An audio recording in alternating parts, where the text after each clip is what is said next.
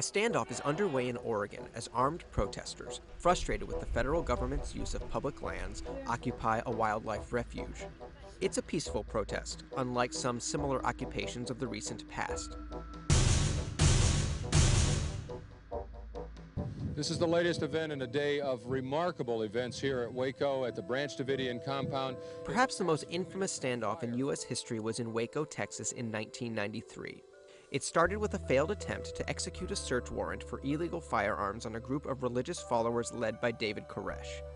They resisted, resulting in a deadly gun battle, then a dramatic standoff that played out in the media over 51 days.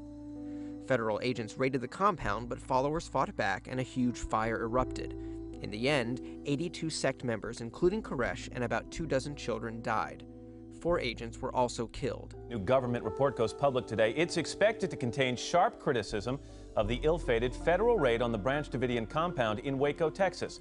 Law enforcement came under criticism for its handling of the Waco siege, as well as another the year before in Ruby Ridge, Idaho. There, the ATF tried to pursue a weapons charge on self-proclaimed white separatist Randy Weaver. The situation turned violent when agents were spotted on the Ruby Ridge property, leading to a shootout that killed Weaver's wife, his 14-year-old son, and a U.S. Marshal. After several days, Weaver and a friend surrendered. Weaver was acquitted of all serious charges, and the government paid him and his family over $3 million for the deaths of his wife and son. Small band of stubborn Montana protesters calling themselves the Freemen tonight seem to be more determined than ever to remain holed up in their compound. A few years later in Montana, law enforcement was able to end a lengthy standoff with a right-wing extremist group known as the Freemen without bloodshed.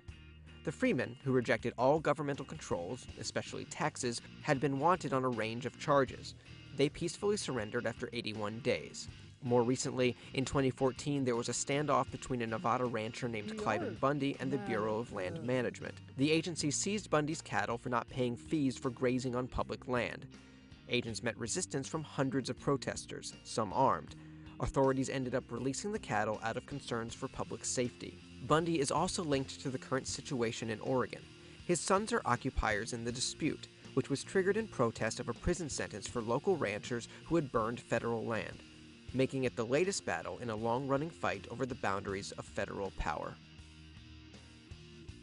Hey NBC News fans, thanks for checking out our YouTube channel. Subscribe by clicking on that button down here, and then click on any of the videos over here to watch the latest interviews, show highlights, and digital exclusives.